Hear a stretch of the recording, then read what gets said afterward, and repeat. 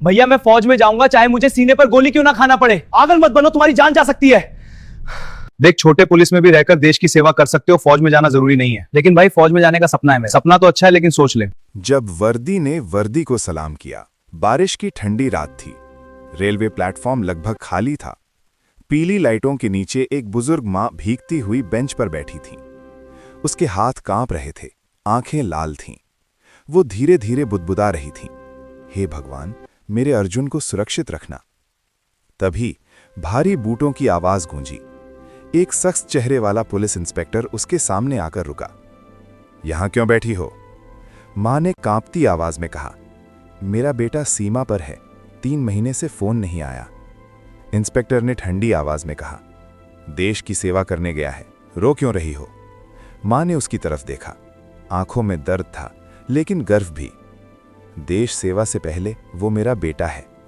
Inspector कुछ पल चुप रहा, फिर मुड़कर चला गया। उसे क्या पता था, वो अर्जुन उसका अपना छोटा भाई था। 5 साल पहले घर के आंगन में तेज बहस हो रही थी।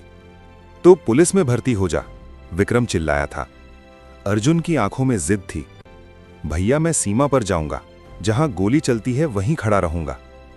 देश सेवा करनी है तो यहां भी कर सकता है, लेकिन सीमा पर खड़े लोग नहीं होंगे तो यहां कुछ नहीं बचेगा। उस दिन दोनों भाइयों के बीच दीवार खड़ी हो गई। अर्जुन घर छोड़कर चला गया। मां दरवाजे पर खड़ी रोती रह गई। वर्तमान सीमा पर बर्फीली रात थी। अर्जुन अपनी चौकी पर खड़ा आसमान देख रहा था। उसने जेब से मां की पुरानी तस्वीर निकाली, मुस्कुराया। मां, इस बार छुट्टी लेकर आऊंगा। तभी अचानक गोलियों की आवाज गूंजी। दुश्मन ने हमला कर दिया था। चारों तरफ अंधेरा, गोलियां, चीखें। अर्जुन ने अपने साथी को धक्का देकर बचाया, खुद सामने आ गया। एक गोली उसके सीने में लगी। वो जमीन पर गिरा। हाथ में मां की फोटो थी। उसने आखिरी बार आसमान देखा।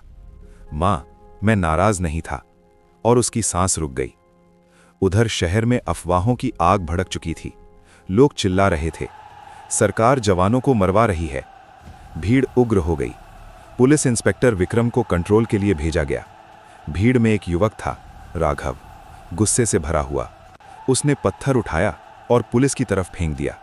विक्रम ने उसे पकड़ लिया, जोरदार थप्पड़। देश के खिलाफ जाएगा? राघव चिल्लाया। देश के खिलाफ नहीं, इस सिस्टम के खिलाफ। विक्रम की आंखों में गुस्सा था। तभी वायरलेस चीखा, सीमा पर मुठभेड़, जवान अर्जुन सिंह शहीद।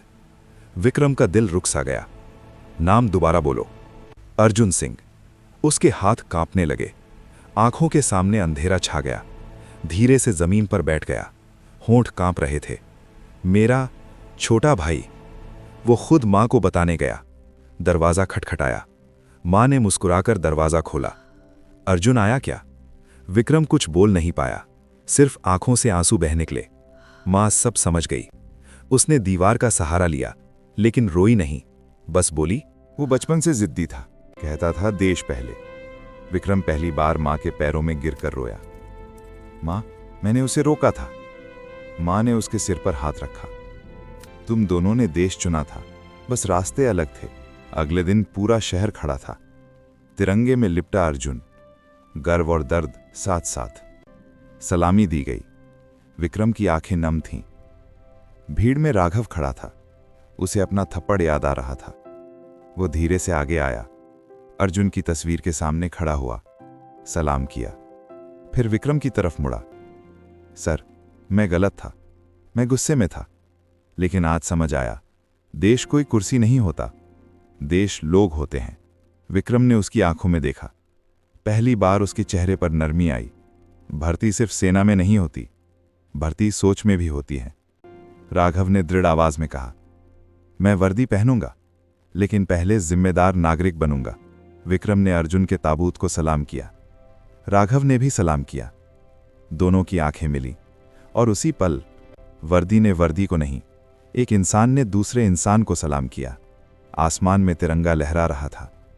बारिश रुक चुकी थी, लेकिन आंखों की नमी अभी बाकी थी।